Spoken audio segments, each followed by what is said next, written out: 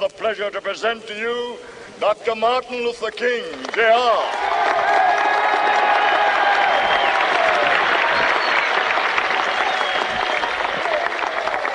I am happy to join with you today in what will go down in history as the greatest demonstration for freedom in the history of our nation.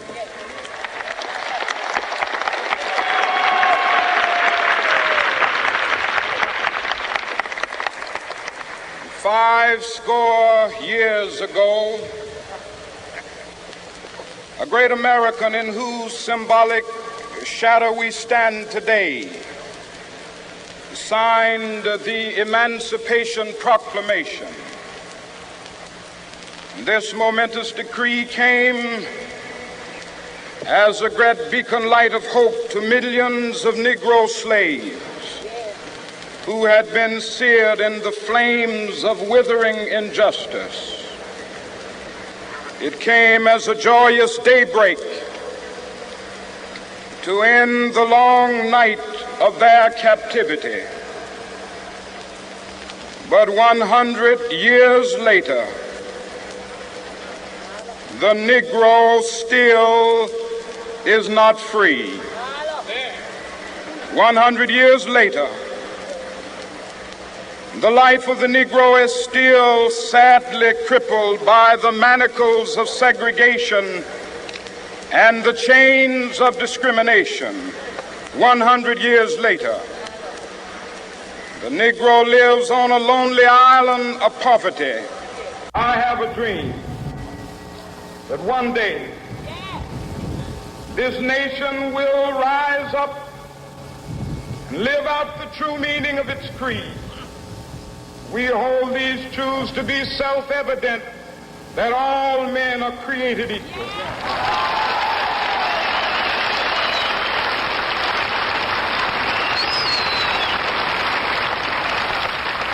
I have a dream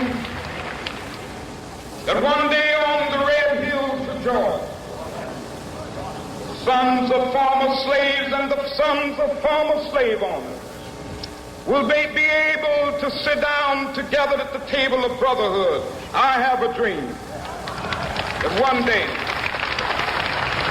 even the state of Mississippi, a state sweltering with the heat of injustice, sweltering with the heat of oppression, will be transformed into an oasis of freedom and justice. I have a dream. My four little children will one day live in a nation where they will not be judged by the color of their skin, but by the content of their character. I have a dream today.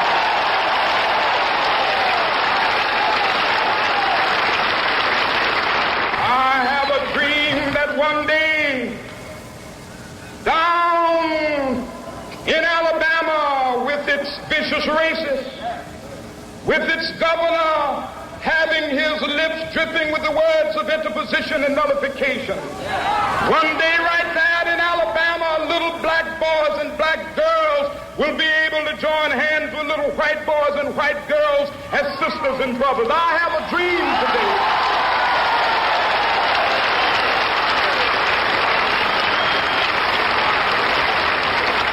I have a dream that one day every valley shall be exalted, and every hill and mountain shall be made low. The rough places will be made plain, and the crooked places will be made straight, and the glory of the Lord shall be revealed, and all flesh shall see it together.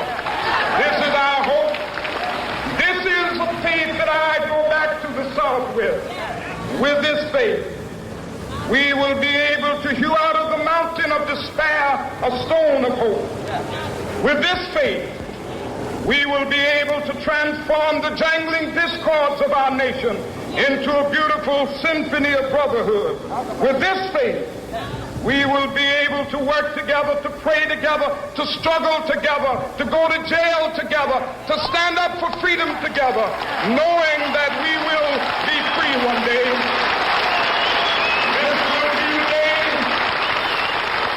This will be the day when all of God children will be able to sing with new meaning, my country, tears of thee.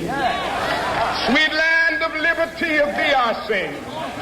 Land where my fathers died, land of the pilgrim's pride. From every mountainside, let freedom ring. And if America is to be a great nation, this must become true. And so let freedom ring.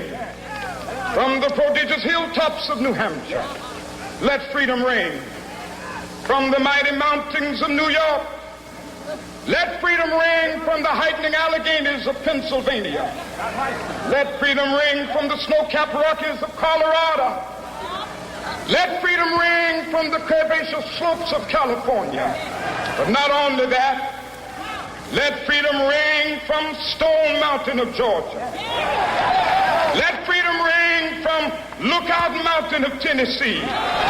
Let freedom ring from every hill and molehill of Mississippi, from every mountainside. Let freedom ring, and when it happens,